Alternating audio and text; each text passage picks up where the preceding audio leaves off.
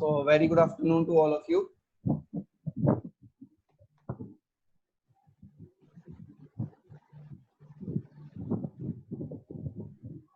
Today we are organizing a webinar on the topic media freedom and where to draw the line. Now I would like to introduce our speaker, who is none other than Advocate Smitra Chaudhary. She is an advocate practicing at the Supreme Court. She has substantial international exposure and having earned a master's from Canada and worked for 2 years in a corporate role in London. She has been championing the cause of prevention of sexual harassment at the workplace and violence against women and children. She believes in making legal simple for the common man and strives to make legal awareness reach the last mile of the social strata. She contributes to social causes through her writing, lectures, videos, awareness camps, and appropriate representation on global forum. Ma'am will discuss world's most influential economies are rigging against the increase in biased news and information. Let's learn what media freedom in India means, the power, its abuse, consequences with respect to law of the land. Thanks, my part is over, and now it's over to ma'am.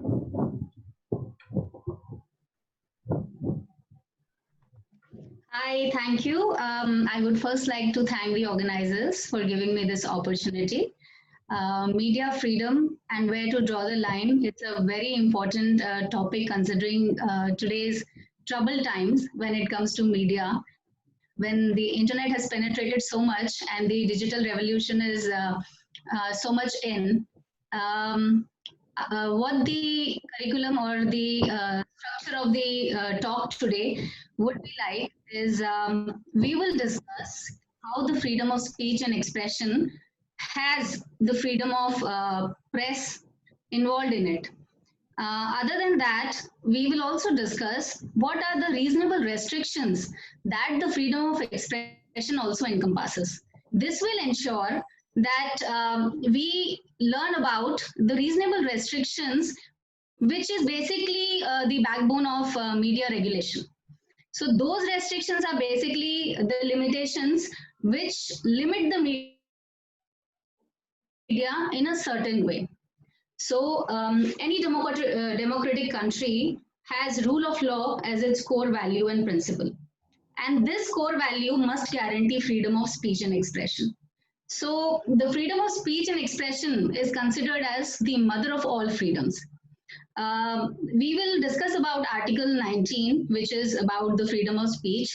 We will go in detail in Article 19(1)(a), and then we'll also discuss Article 19(2), which will be the main focus of our discussion today. So those reasonable restrictions will be discussed in detail. I would also want to discuss on the regulations. So how media is regulated. So what are the ethics, what are the bodies, what are the laws that media has, and what are their rights.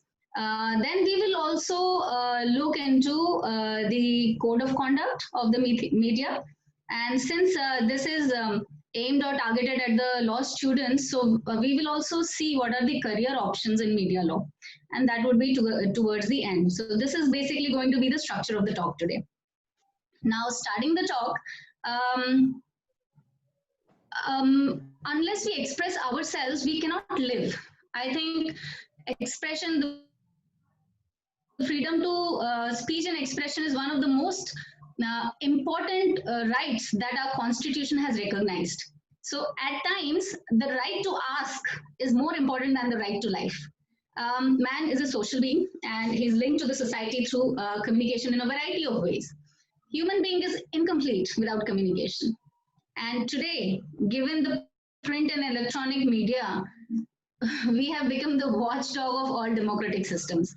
It is wonderful, but then it has also generated millions of citizen journalists, I would say.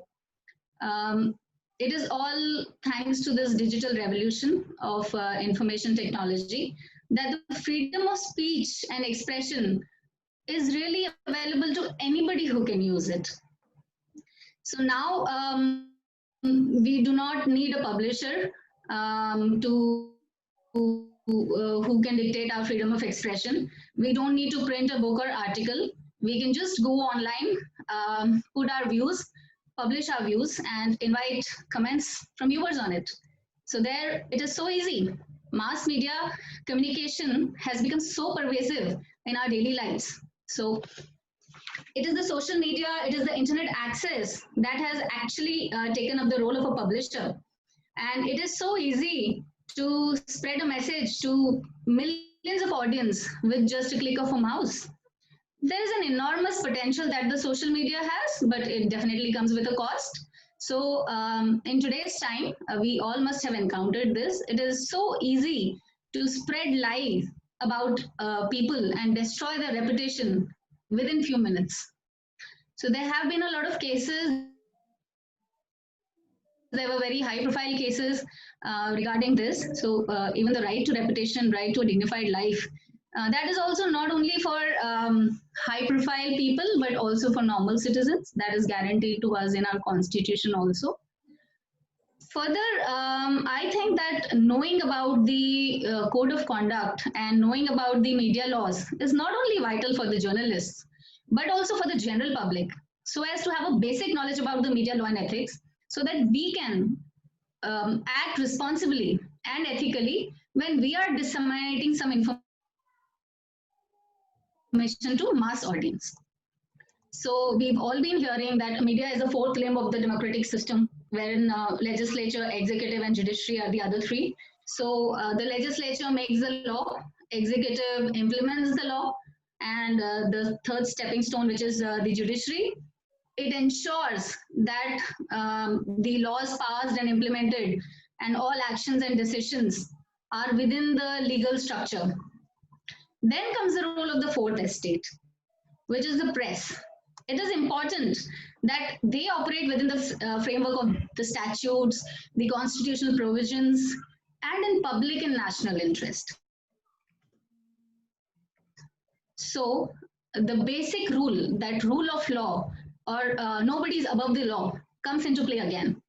Media has to ensure that every time it is disseminating a news, or it is doing any act, it has to be in public and national interest. The Constitution of India guarantees freedom of expression and speech to its citizens, and it ensures that the freedom is not absolute. It is not absolute as in it has certain reasonable restrictions. So media law does not refer to a uniform body of law, but it is a collection of variety of laws and ethical standards that influence the work of the media. The basic objective, again, I would like to reiterate, is that the journalist must adhere to generally accepted legal and ethical principles, and serving the public interest is their main motto. Let's understand what mass media consists of. So mass media is basically your print media, so your magazines, newspapers. Then you have your broadcast media, which includes the radio, the television, the cable, news agencies. Then you have the online media, your social media. Then we have cinemas and films. So all these varieties or categories of media fall under the mass media. Mass communication has been defined very succinctly. So let me just take you through the definition of mass communication. Mass communication must be understood as a process by which information is imparted publicly. So it is mass communication. So an information is imparted publicly without any restriction or a predefined audience. So it is open to the public. Then it is imparted indirectly. Indirectly means that we are using some form of a communication which is one-sided, without the role of any, without the role of any disturbance between the information provider and the information receiver. And it is a dispersed audience. So we don't know where exactly is the audience situated, and it is a diverse audience and dispersed throughout the territory of India or probably globe. Because now it is not restricted to a country. Now dissemination of information has become so vast that it reaches the globe within seconds. So the mass media communicates political, social, ethical, cultural, and other ideas. So it is very important that the mass media aligns itself with its objective, because it has a very important role to play in formation of public opinion. Let us see what media law consists of. Media law is a branch of law that consists of a system of legal norms that regulate the activities of mass media. So it determines the limits within which media outlets and journalists can operate. It is not a single field of law, but it's a diverse set of laws and provisions which are scattered across the entire legal framework. It is guided by international conventions, it is guided by national laws, it is guided by constitutions of the countries. So I will just take you through what are the few international conventions that would apply to media law. So the first one being Universal Declaration of Human Rights, which was adopted by the United Nations General Assembly on 10 December 1948. Then there's this ICCPR, which is International Covenant on Civil and Political Rights, ICCPR, which was adopted by the General Assembly resolution on 16 December 1966. We also have the International Convention on Elimination of All Forms of Racial Discrimination, which was adopted by the General Assembly resolution on 21st December 1965. This is international conventions. Let us see what our constitution provides for in freedom of media. So protection of freedom of expression and protection of freedom of press has been guaranteed in our constitution under the Article 19(1). So Indian constitution does not provide freedom for media separately, but there is an indirect provision for media freedom. So let us see how it is given in our Article 19(1). I'll just read it out of the Constitution of India as it is. So right to freedom, Article 19 says that protection of certain rights regarding freedom of speech, etc. All citizens shall have the right to freedom of speech and expression, that is A. Then to assemble peaceably and without arms, to form associations or unions, to move freely throughout the territory of India, to reside and settle in any part of the territory of India, to practice any profession or to carry out any occupation, trade or business. So it basically says that all citizens shall have the right to freedom of speech and expression, to assemble peaceably and without arms, to form associations or unions, to move freely without the territory of India, to reside in any part of India, to acquire, hold and dispose of property, and to practice any profession or carry out any occupation, trade or business. However, the right of freedom of speech and expression shall not affect the operation of any existing law or prevent the state from making any law in so far as such law imposes reasonable restrictions. Please note the word reasonable restrictions on the exercise of that right in the interest of sovereignty and integrity of India. So what the reasonable restrictions mean, it is detailed out. In the interest of the sovereignty and integrity of India, the security of the state, friendly relations with foreign states, public decency and morality, or in relation to contempt of court, defamation, or incitement to offense. So it has very clearly given us certain rights and also the reasonable restrictions which apply to those rights. So in today's class, in today's session, we will be discussing about these reasonable restrictions, the 7-8 reasonable restrictions, which are grounds probably for the reasonable restrictions on freedom of speech and expression that we will be discussing. So now that we've gone through the definition of freedom of speech, the original Article 19 of Constitution has guaranteed 7 fundamental freedoms, which can be defined as freedom of speech and expression, freedom of assembly, freedom of association, freedom of movement, freedom of residence and settlement, freedom of property, and freedom of profession, occupation, trade, or business. Now, this is, however, subject to certain limitation by Section 19.2. Section 19.2 was substituted by the Constitution, which was an amendment, and it was with retrospective effect. So, in order to include the maintenance of the sovereignty and integrity of India as a ground for restriction to the fundamental rights of expression, assembly, and association guaranteed by subclauses A to C.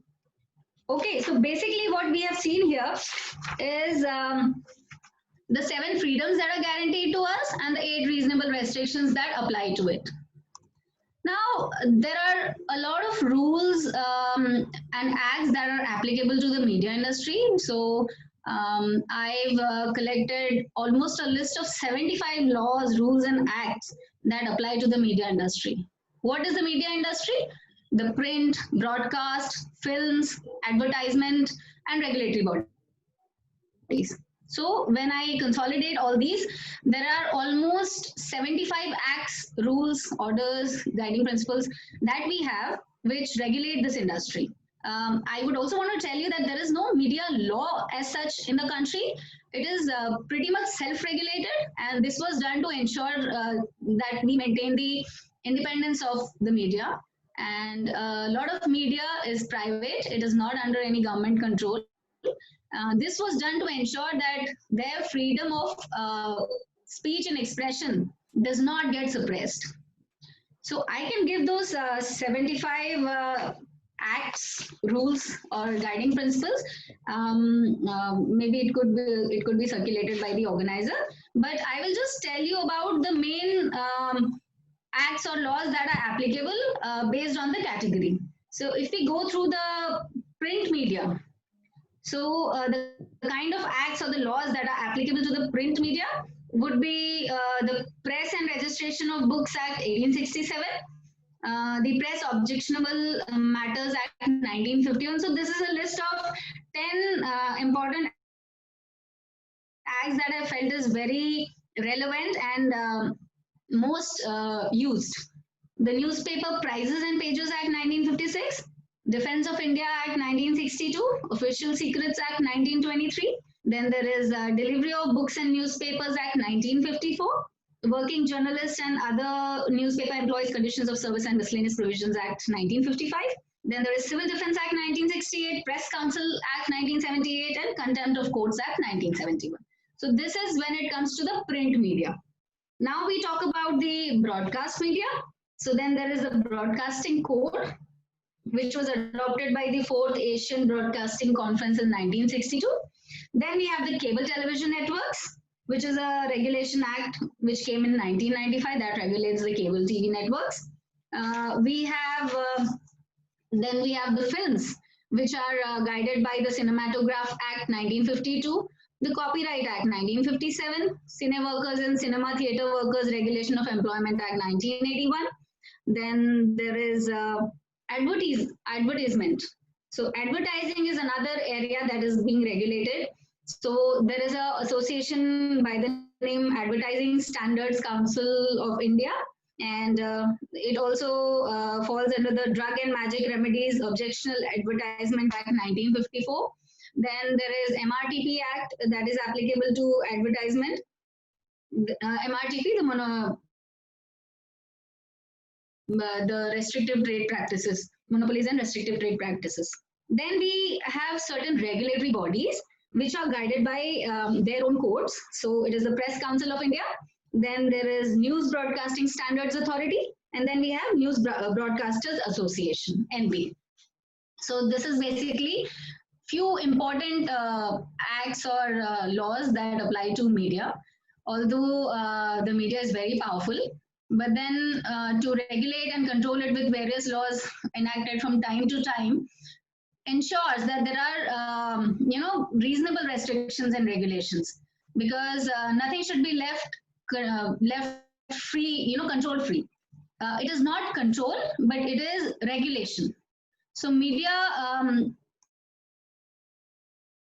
is any which ways in a self-regulatory mode. Now let's take up reasonable restrictions. So as defined earlier in section 19.2, that there are certain 7 to 8 reasonable restrictions which apply to the media, which apply to everybody under freedom of speech and expression, I would say. So the limitations imposed by Article 19.2 serve a twofold purpose. On one hand, they specify the freedoms, which are not absolute, and on the other hand, they put a limitation on the power of the legislature to restrict these freedoms. So there are limitations also onto the legislation, that they cannot just restrict these freedoms. They can restrict the freedoms only under certain heads and not all the time. The three important characteristics of clause 19.2 are that the restrictions under this clause can be imposed only under the authority of law. No restriction can be imposed by executive action alone without there being a law to back it up. Then each restriction must be reasonable. Please note the word reasonable. It is very important and it has a wide connotation. A restriction must be related to the purposes mentioned in section 19.2. So it is very important that the restriction is only limited to the purposes that have been mentioned, those 8 restrictions that have been mentioned in Article 19.2. So there is a, to determine this, whenever courts are faced with such cases, they indulge in a double test, which goes into the validity of the restriction. So the double test is whether it is reasonable and whether the purpose mentioned in the clause under which the restriction is being imposed. So first it has to be reasonable, and second it has to be within the boundaries that has been drawn by Article 19.2. So let's see what are those reasonable restrictions and what the courts have held, what is the reason for addition of those grounds, and how we have come through for last so many decades. So the first one being integrity of India. Now, to maintain the sovereignty and integrity of the state, that is the prime duty of the governments. So when you take into account freedom of speech and expression, it should not be challenging the sovereignty or permit anybody to preach something which will result in the threat to integrity of our country. So I will just explain this in more detail as to why it came. The amendment introducing sovereignty and integrity of India as a ground under Article 19.2 for restricting the freedom under 19.1a was a reaction to the tense situation prevailing in different parts of the country at that time. So we were having Chinese incursions who had started in the Northeast in 1960. Then around this time, there were strong demands which were led by Master Tara Singh for a separate Sikh homeland. Then the DMK was also calling for a separate, for an entity separate from India, which was comprising of Madras, Mysore, Kerala, and Andhra. So that is the reason the then Law Minister Ashok Kumar Sen introduced a bill in the Lok Sabha on 21st January 1963, describing its object as giving appropriate powers to impose restrictions against those individuals or organizations who want to make secession from India, so who want to break away from India, leading to disintegration of India as political purposes for fighting elections. So, we could not have let anybody challenge the sovereignty or anybody to preach something which will result in disintegration of our country itself. So this ground was added basically to ensure that the freedom of speech and expression is not misused in such a way that it leads to disintegration of the country itself. So next we go on to security of the state. So the second reasonable restriction is the security of the state. Security of the state is very important, and the government must have the power to impose a restriction on activity affecting it.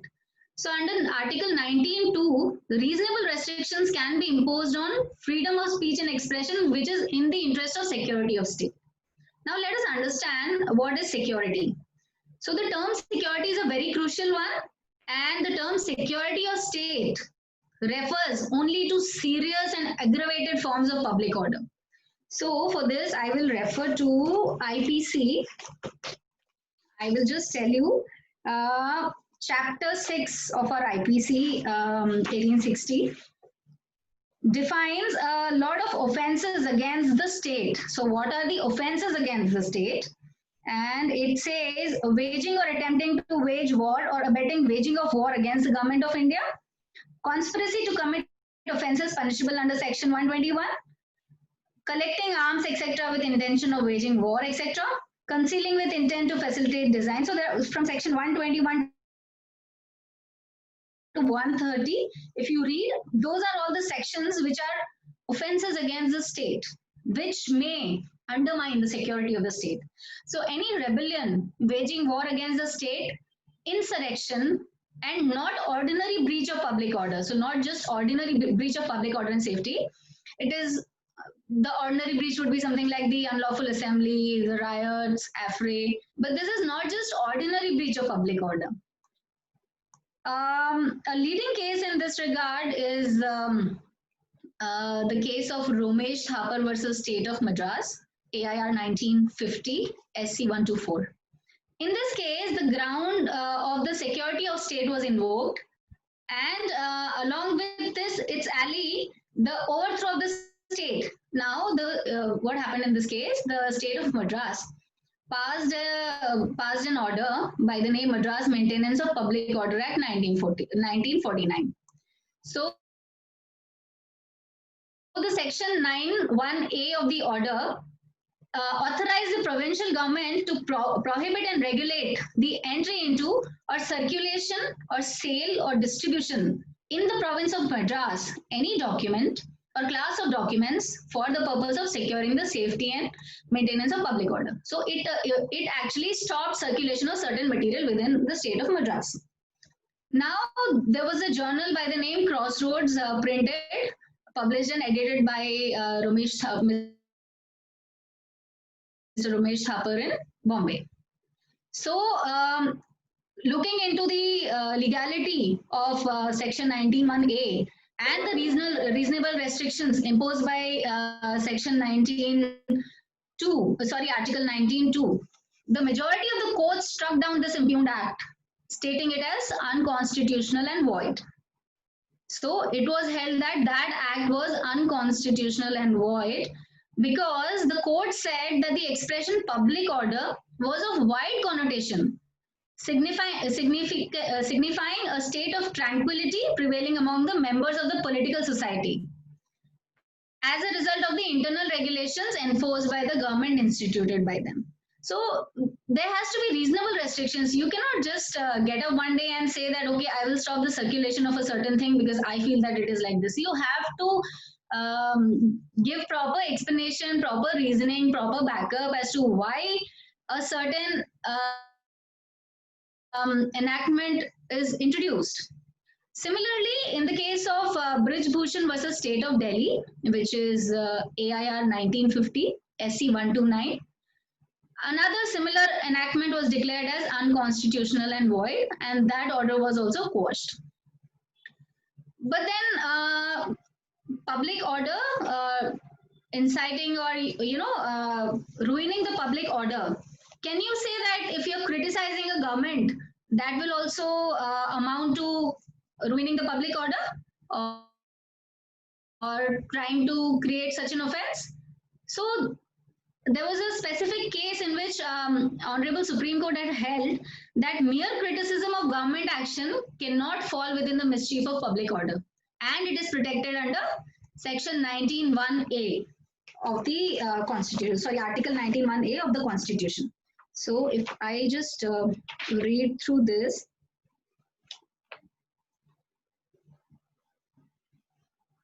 I will take discuss on sedition a little later, although sedition would also fall under this purview. But then, so I'll discuss the sedition cases later. Let me go on to the third reasonable restriction. So the third reasonable restriction is friendly relation with neighboring countries. So friendly relation with neighboring countries, if freedom of speech and expression is causing a threat to the friendly relation of neighboring countries, then it becomes a reasonable restriction according to our constitution. In the present world, every country is supposed to maintain a good and friendly relationship with other countries. Keeping this in mind, this ground was added into our constitution by First Amendment Act of 1951. So the main object behind the provision is to prohibit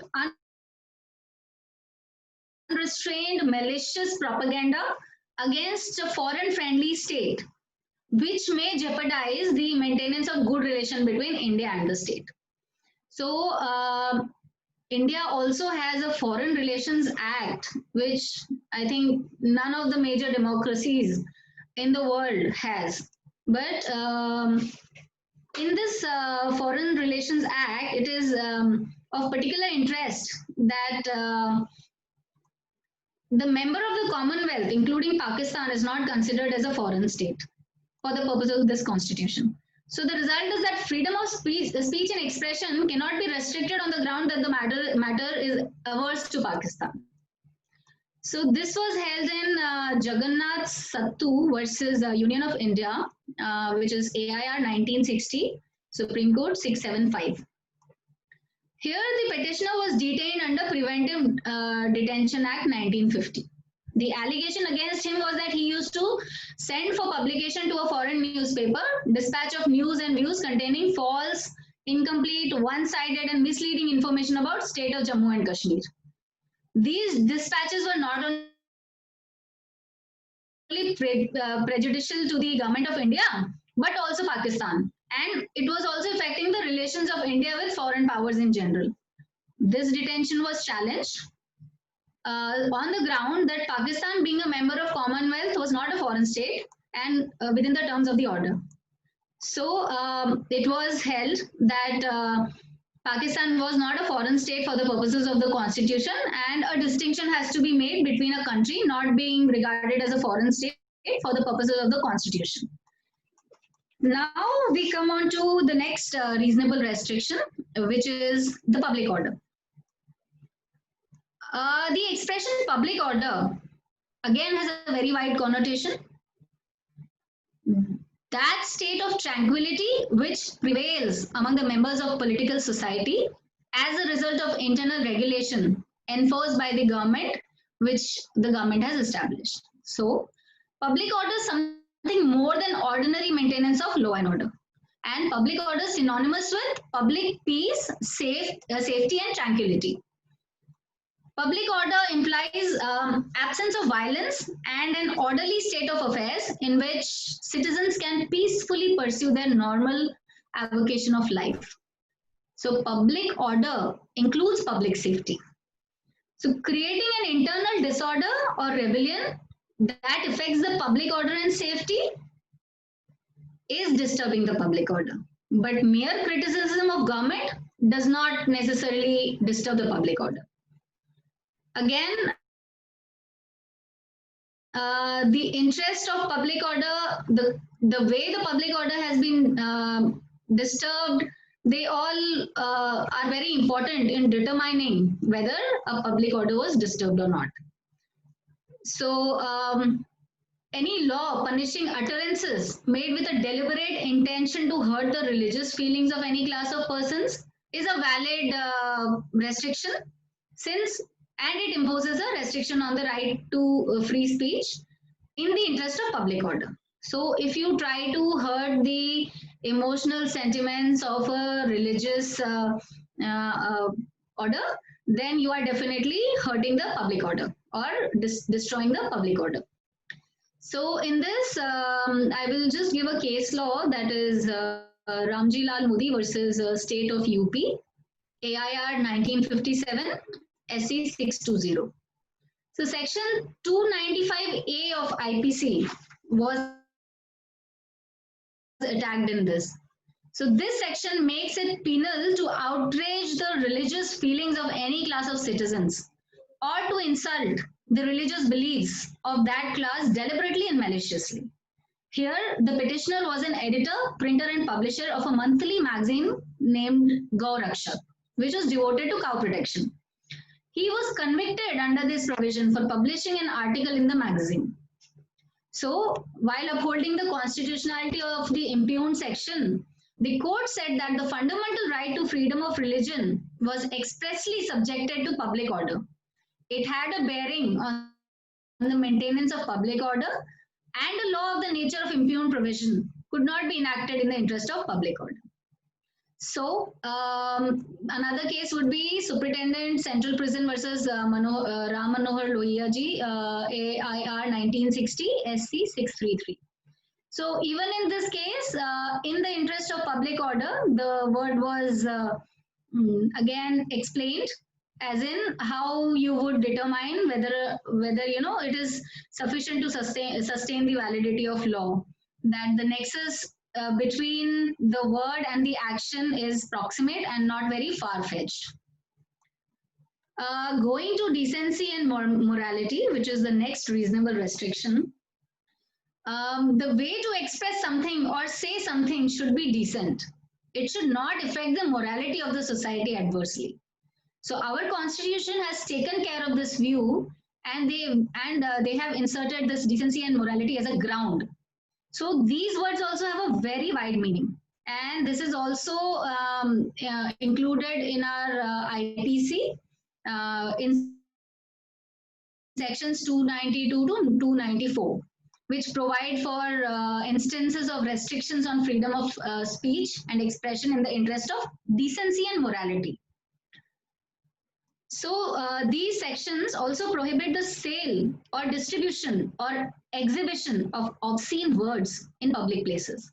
So there is no fixed standard that is laid down as to what is moral or indecent, but the definition is huge and it has to be determined on a case-to-case basis. So if we go in one of the case laws, Dr. Ramesh Yashwant Prabhu versus Prabhakar Kashinath Kunte, which is AIR 1996 SC 1113 113. AIR 1996 SC 1113. So the Supreme Court has given somewhat wider meaning to the term decency and morality in this case. The court has maintained that decency or morality is not confined to sexual morality alone.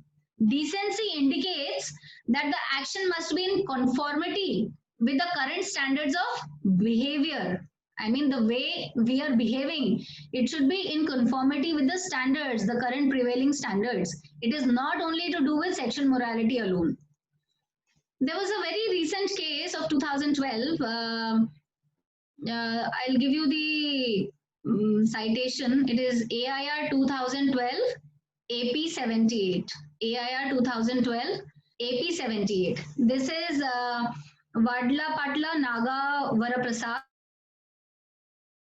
versus Chairperson, Central Board of Film Certifications, Mumbai. In this case, a writ petition was filed by the brother of late actress Kumari Vadlapatla Vijayalakshmi, who is popularly known as Silk Smita in the South. He alleged that his sister has been portrayed in a defamatory and obscene manner in the movie The Dirty Picture. He also alleged that the said movie portrayed his sister as a woman of very loose and immoral character, and the film contains obscene scenes which are opposed to public morality and decency, and deprive and degrade the women in general. So the petitioner prayed that the movie should not be issued a certificate for exhibition. On the other hand, the respondent denied that the film was a biopic based on the actress's life, and it denied that it portrays the actress in any obscene or immoral light. They also alleged that the said film was only a work of fiction, and all statements which were published in the print as well as electronic media that this film is based on the real story of the deceased actress was unauthorized, and it was just hearsay. They had never claimed that this was a biopic made on the life story of the late actress. So then the Andhra Pradesh High Court held that the certificate held that a certificate should be issued to the movie, keeping in mind the freedom of speech and expression guaranteed under Section 19(1)(a). And also, the film was certified for restricted adult audience only. So there was already a restriction on it. So the certificate was granted to the movie, which was granted to the movie was not violative of the Constitution, nor it was violative of Section 5B of the Cinematography Act 1952, which lays down the principles for guidance of certifying the films. That comes to decency and morality. A lot has happened when it comes to decency and morality. It is also covered in our IPC under sections 292 to 294. I think it is important that we read what decency and morality in section 192 to 194 is. I'll just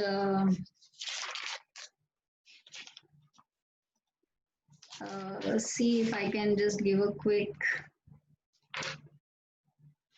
All right, so those are a lot of sections, section 292 to 294, which says sale, etc. of obscene books, sale, etc. of obscene objects to young person, obscene acts and songs.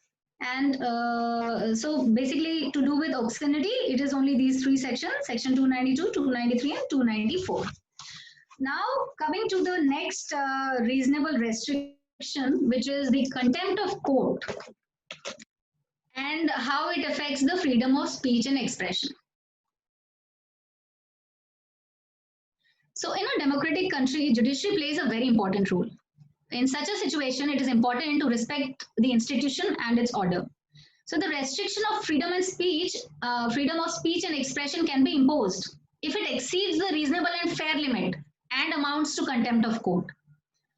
So the section 2 of contempt of court may be either civil contempt or criminal contempt. In 2006, there was an amendment to contempt law which made truth as a defense to the contempt law. However, even after such an amendment, a person can be punished for the statement unless they were made in public interest. So there has to be truth, there has to be public interest taken into account before making such a statement. The Contempt of Court Act, enacted for the first time in the year 1952, but under this act, there was no definite definition of the contempt of court. Later on, the Contempt of Court Act was again enacted in 1971, which was further amended in 1976. According to this modified act, a person is said to be offender of contempt of court in the following circumstances. So what are those circumstances?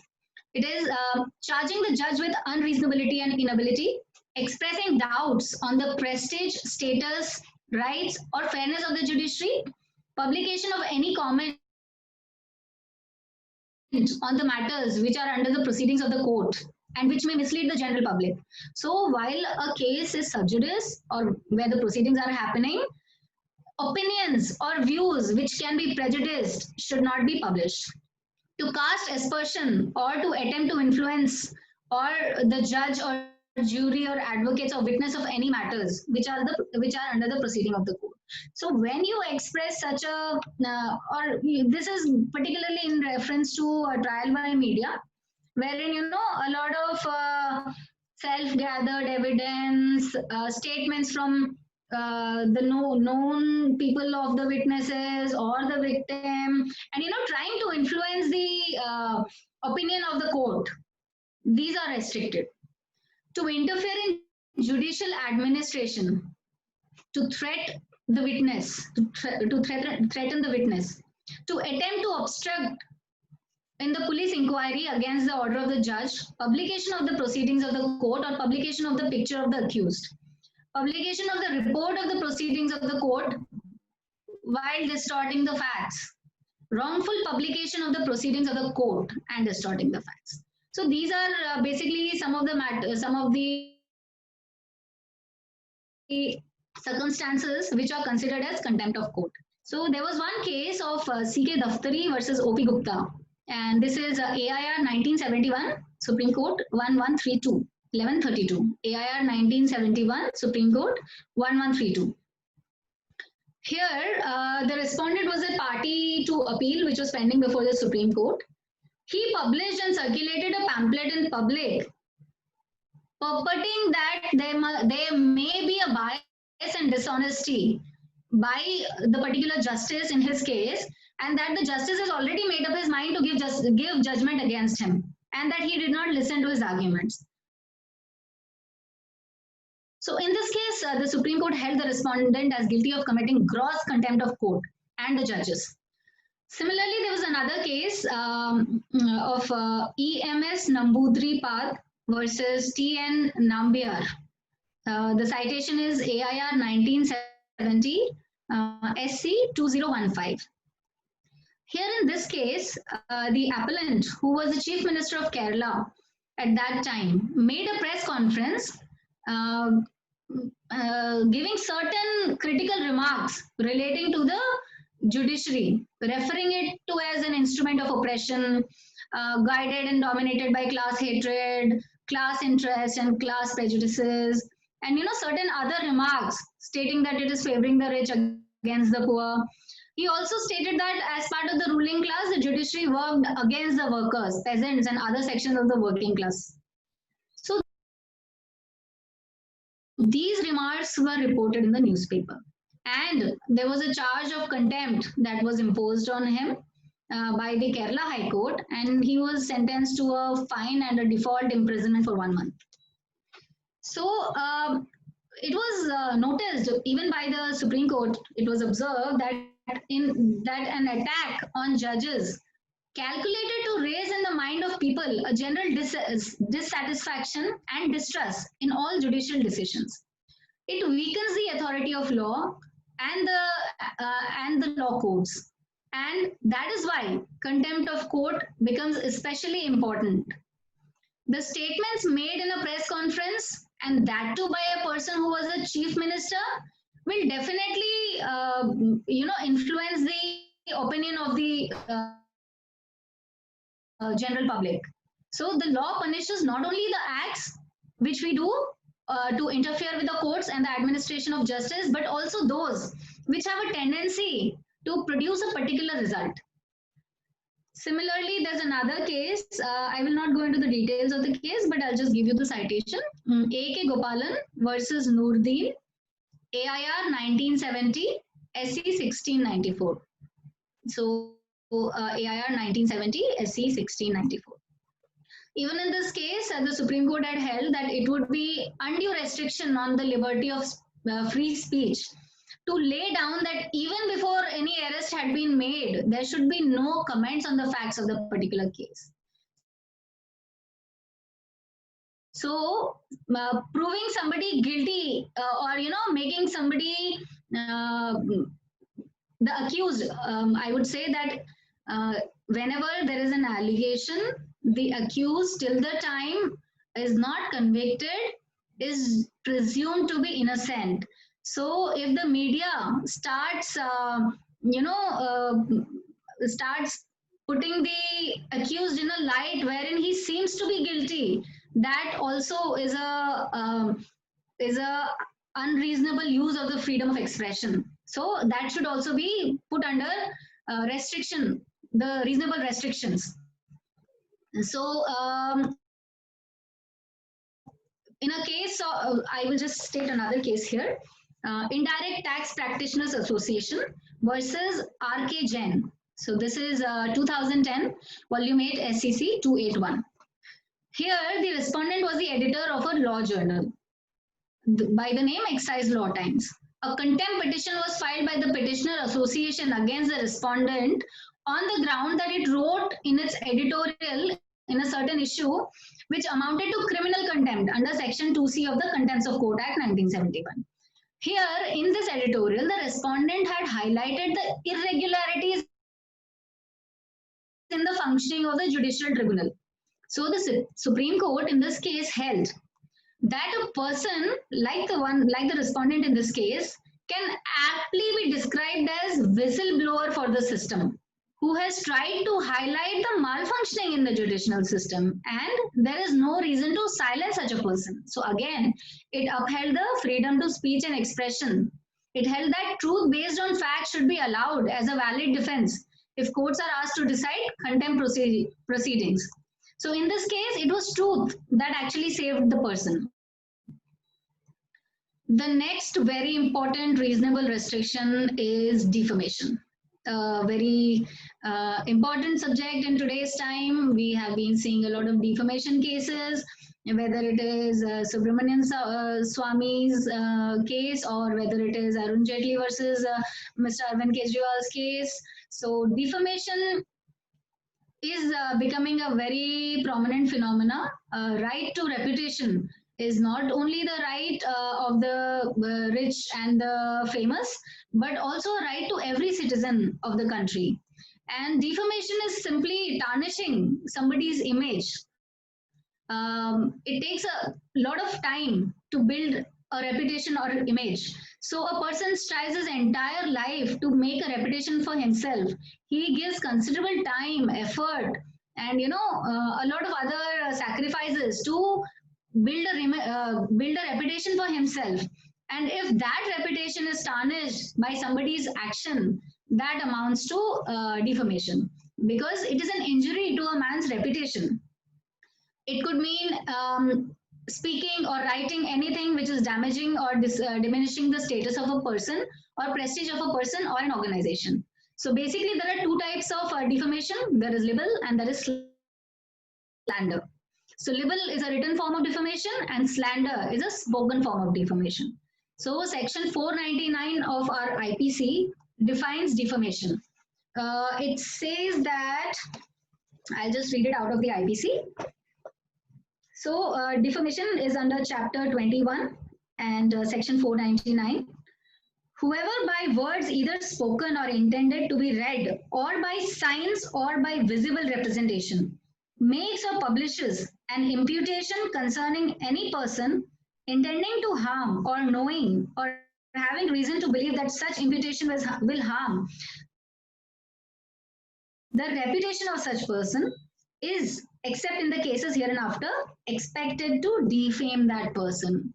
So defamation is defined as in what are the actions that constitute defamation, and it is basically 4 explanations and 10 exceptions that detail the section 499. So 4 explanations of the defamation, what amounts to defamation, and what are the 10 exceptions that will not be counted as defamation. So I will just take you through the 4 explanations first.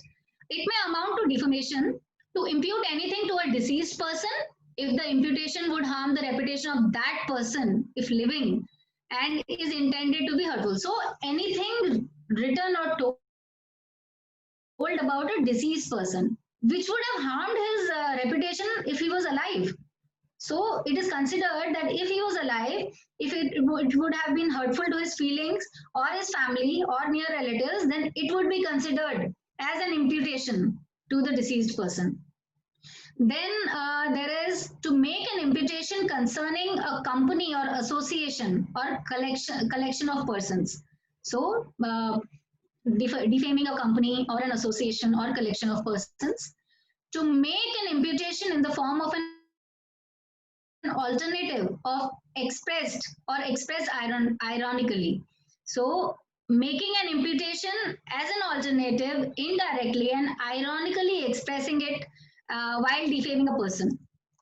The last one, the 4th explanation is no imputation is said to harm a person's reputation unless that imputation directly or indirectly in the estimation of others lowers the moral or intellectual character of that person or lowers the character of that person in respect of his caste or his calling or lowers the credit of that person or causes it to be believed that the body of the person is in a loathsome state or a hateful state or in a state generally considered as disgraceful. So these are basically the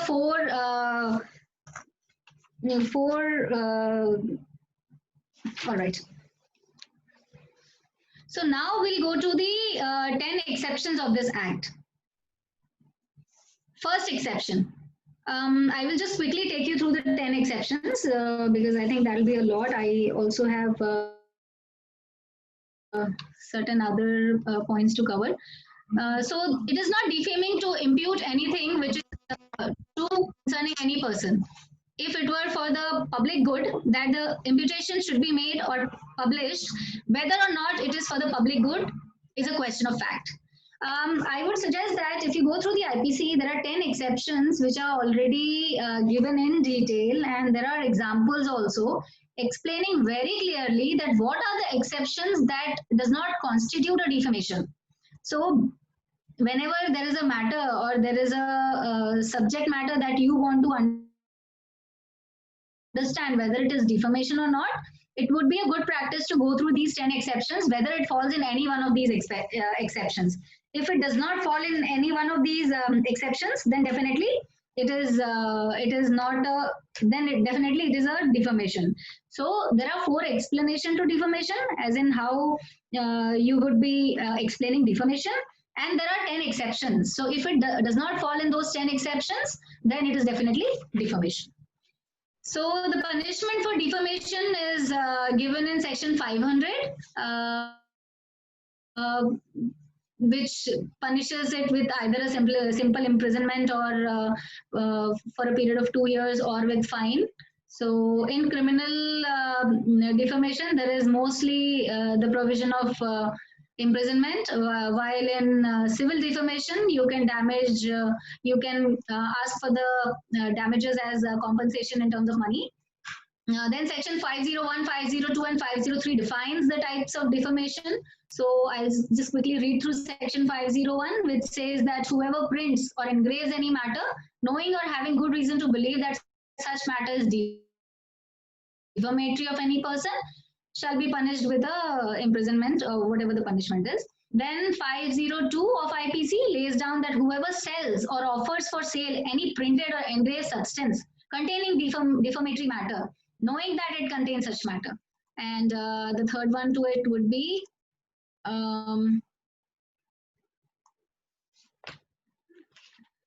so I just go through 501, 502 and 503.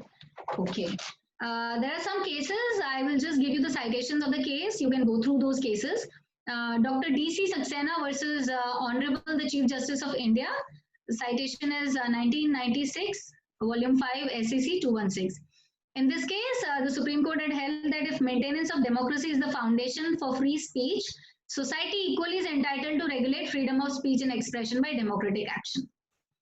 And similarly, there's another case of Kokan Unnati Mitra Mandal and others versus Bennett Coleman and Company Limited. This is AIR 2012 NOC 122 Bombay. So here the defendant newspaper actually published a news article stating that there was illegal allotment of cement which was done to various parties in Russian era of cement during the tenure of the plaintiff as the chief minister. So since the publication of the said fact was not based on any hearsay but was made after proper investigation by the journalists of the defendant, the newspaper, by actually going to the site and taking photographs of the storage and the movement of cement. So it showed that there was no malice on part of the defendant. Now comes incitement to an offense. That's the last reasonable restriction that we will be dealing with. And it says that incitement to an offense. Now this ground was also added by the Constitution's First Amendment Act 1951. Here also, again, it reiterates that the freedom of speech and expression cannot confer a right to incite people to commit an offense. Here, the word offense is not defined by any act.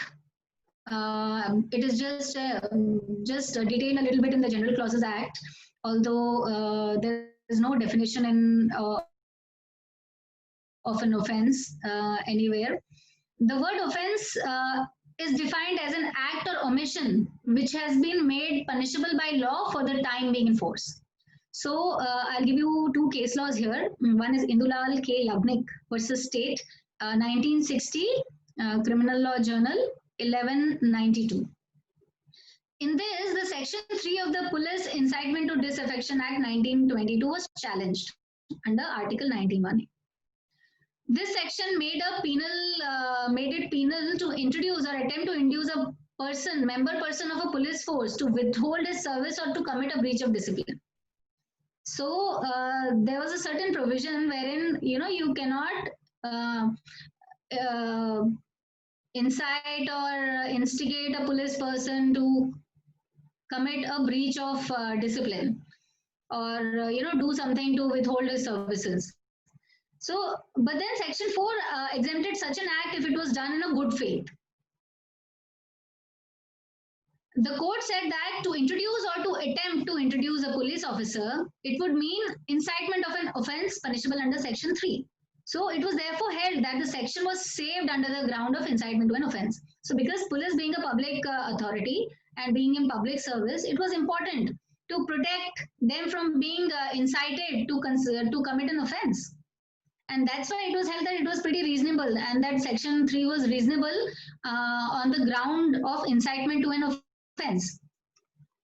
I would also now come to sedition, which is defined in Section 124A of IPC.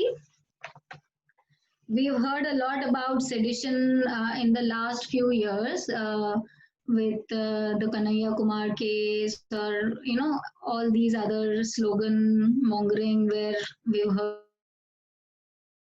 that this is sedition and this should be punished by this particular section. So I will just take you through what the sedition means.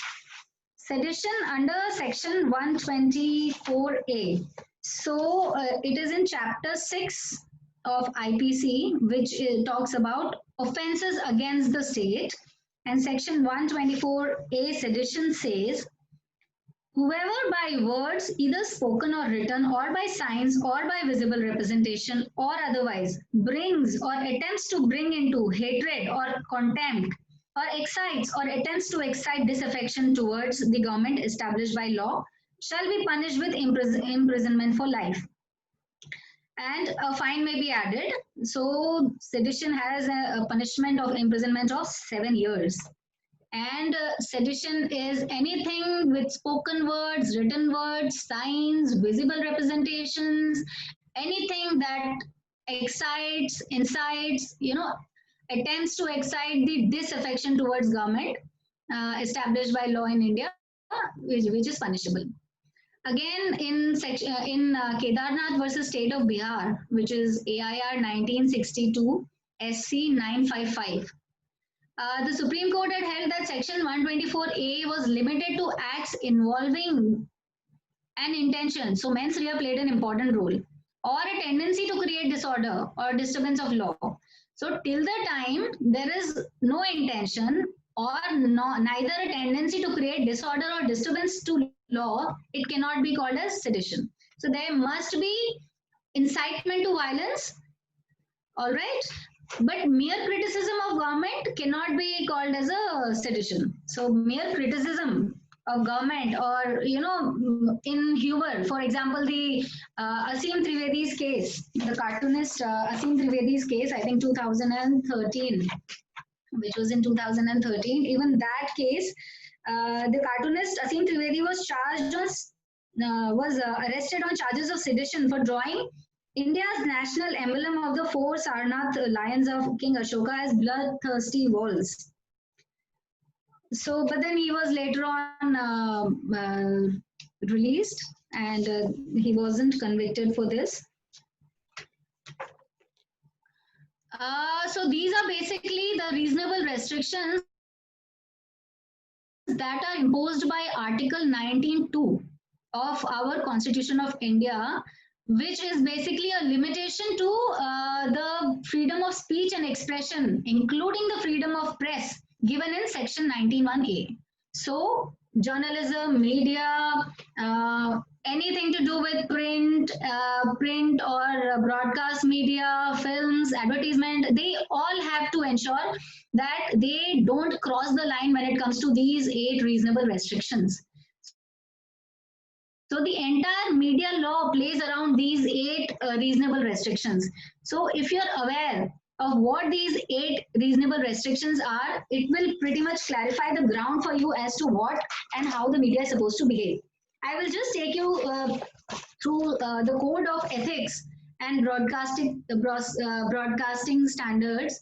Amit, is it okay if I continue for another 5-10 minutes? Yes, ma'am. Sure, ma'am. All right, thank you. So, as we all know that freedom of speech and expression includes not just freedom of press, but also the right of the citizen to be informed of matters of public moment and concern. So basically the media is working at making the public aware. It has a duty to disseminate information regarding the working of the government. It is supposed to bring out the gaps that are left by the government, the areas that are not being worked on by the government, and highlight those to the public. It is not the job of the media to form an opinion and put it into the minds of the public. It is for the media to report the true facts, bring it to the attention of the public, and the public themselves will make their opinion. So, since democracies have been decayed into anarchy by insidious erosion caused by egregious corruption and abuse of power. This is the main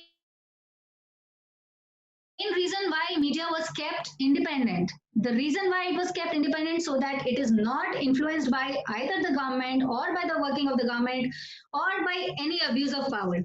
So India is one of the largest democracies in the world. And when you compare India with America and India with other countries, developed or developing countries, the kind of freedom that we have given to our press is unmatchable. So a lot of developing countries have so many restrictions on their press, but India is one of those countries which has given tremendous freedom to the press. Similarly, even even America has given a lot of freedom to the press, but the good part is that their press is much regulated. There are a lot of laws that actually regulate the press very well. In India, the press is self-regulated. Self-regulated as in they do have certain codes and ethics, but they are pretty much self-regulated. There is no body that keeps penalizing them. So it is self-regulated, and this was done for the reason that there should not be any restriction or any kind of a pressure on them for their speech and expression, for their freedom of speech and expression. So the duty of the media is to keep citizenry informed of the state governance. The basic strength of the media lies in its credibility, from which flows its ability to influence the public. So you know that during elections or during a lot of other times, media influences the public opinion. So it is very important that the media does fair and accurate reporting rather than just being, they have to remember their code of ethics, how they are expected to practice, and what are the reasonable restrictions. So accuracy and fairness, they are very important. Fair comment and bona fide attempts to unravel the truth are the core objectives of the media. Now, the journalists act as a trustee of the public. So we pose a lot of trust in the journalist, and we expect them to be telling us the truth truth and the facts after doing their intense research and investigation into it, because otherwise the integrity and the independence of media is lost if they are just getting influenced, or if they are just passing on news which is not from a credible source, which has not been analyzed, not been investigated. So the fundamental objective of journalism is to serve the people with news, views, comments, and information on matters of public interest in a fair, accurate, unbiased, sober and decent manner. Please note sober and decent manner, because I think soberness and decency is what we have lost in the last few years. It is so uh, unfortunate and disgraceful to see the panel discussions these days. You know, it is more of a cat fight that happens on the TV. There is no no element of soberness or decency remaining. So publication of inaccurate, baseless, graceless, misleading, or distorted material should be avoided. So it is basically the accuracy and fairness with which they are supposed to report. Then the other thing the code of ethics says is that, you know, there is caution against defamatory writing, that don't publish anything which is defamatory or libelous either against the individual or against the organization, and please take due care and check that you have sufficient reasons to believe that it is true. Even if you believe that it is true, it should be for public good. If it does not serve any public good, don't publish it. Another thing is that privacy. And so the media is expected to respect the privacy. It is not expected to keep intruding or invading our private lives. The private life, even if it is of a public figure, is their own privacy. So, you know, you cannot just invade their private life stating that you're a public figure and that you have to be, there is no personal privacy. No. Right to privacy has been held by our Honorable Supreme Court in many cases, and I think sooner or later we'll have a law or enactment related to right to privacy, because it is important in this era where social media has disrupted our lives. Rather disrupted, I would say it has invaded our privacy. Then victims of sex crimes, caution against publication of names and pictures. So while reporting a crime involving rape, abduction, or kidnapping of women or females, or a sexual assault on children, or raising doubts and questions which touches the chastity, personal character, privacy of the woman, the names, photographs, identity of the victims, etc. should not be published. They must be hidden. So there is no legitimate purpose that giving out the names and identity and addresses of those people there's no public purpose that it is serving. Rather, it may bring in social ostracism of the victims and social embarrassment to their family, friends, relations, you know. So it is of paramount interest of state, society, and rights of individuals that it should not be jeopardized. So the media or the newspapers, as a matter of self-regulation, must exercise due restraint and caution in presenting any news or information which is likely to jeopardize, endanger, or harm the paramount interest of the state or the society. Then whether it comes to governing communal disputes or clashes, news, views, or comments relating to religious disputes must be published only after proper verification of the facts, and they must be presented with due caution. They should create an environment or atmosphere which is congenial to communal harmony. It should not sensationalize or provocate or have alarming headlines which are actually provocative, which incites communal violence.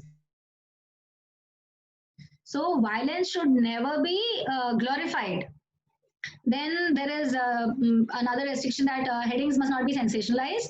So media should take a particular note that they do not sensationalize the headings. It is not very provocative, and it reflects and justifies the matter which is printed under it, not just for the heck of selling the content.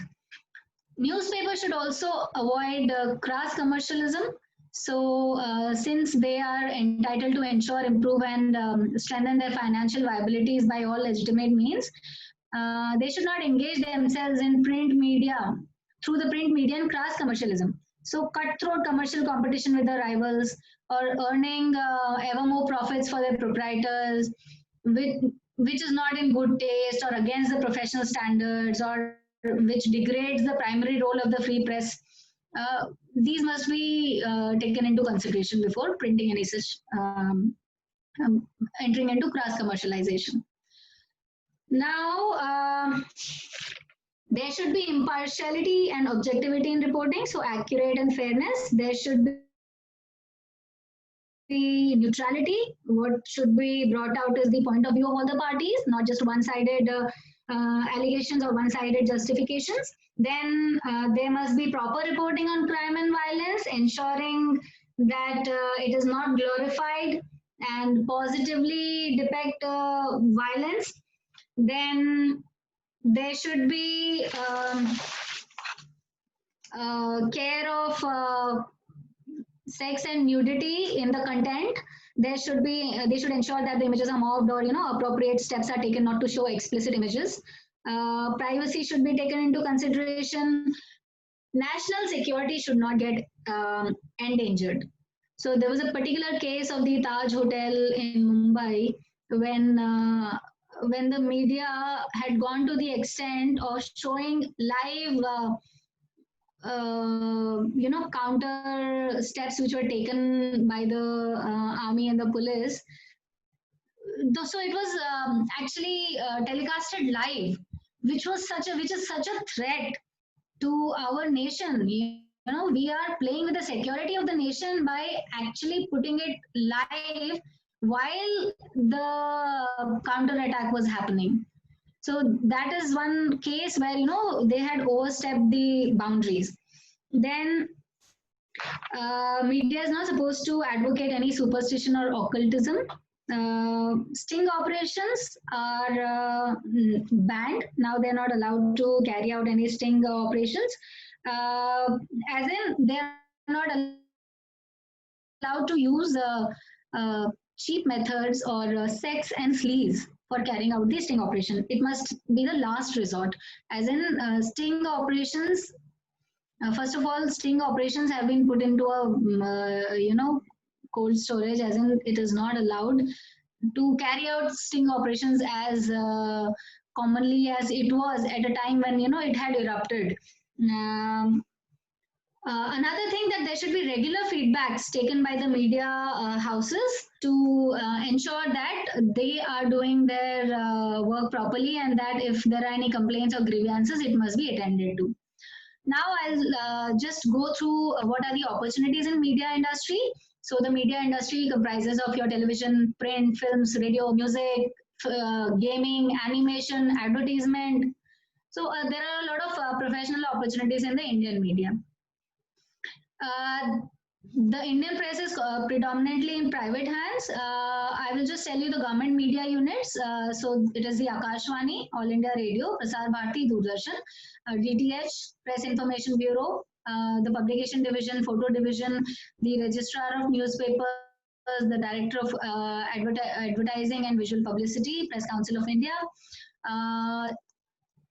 Other than this, we have the film industry, the advertising industry. So the Indian media and entertainment industry is one of the fastest growing industry. We all are aware of this. So some of the opportunities that you can look into is obtaining registration under the media related laws, advisory on various aspects of contractual agreements pertaining to media laws, legal compliance audit, advisories on issues arising of intellectual property rights, assignment rights for distributors, production, fiscal arrangement or financial arrangement for media corporations and individuals. So there could be maintenance of accounts, there could be internal audit, information systems audit, audit of accounts. There is an area of advisory on mergers and acquisitions, advisory on foreign investment and FEMA related compliances. Then obviously litigation, the representation before authorities. So advisory on codes and guidelines are applicable on media industries. So basically, media law is huge. It is abundant. There is no such law. There are various acts, rules which guides the media. So there is a huge opportunity there. I don't say that, as a fresher, as soon as you enter, there is a big opportunity. But then it takes some time, as in 2-3 years, before getting either empaneled or getting a job in a media house as a in-house lawyer, but it is definitely very rewarding. And since there is a lot of scope to explore and interpret the law, it makes it even more interesting. So media law is something that as law students you should look at, as it can be very rewarding. So that's it. I think if there are any questions, then I would be happy to take that. Ma'am a student asks a question कि आप जो 75 acts के आपने नाम बताए वो आप provide करवा सकते हो? तो मैम Yes. जो आपने कवर किए मेन पॉइंट्स, मतलब इनका एक आर्टिकल टाइप आप बना के भेज देना, मैं वो पब्लिश कर दूंगा वेबसाइट पे, सो सभी स्टूडेंट्स उसे रीड कर सके प्रॉपर्ली, और वीडियो तो डाल ही देंगे मैम हम. All right. I'll do that. I'll circulate it. Yes. Any other student wants to ask any question?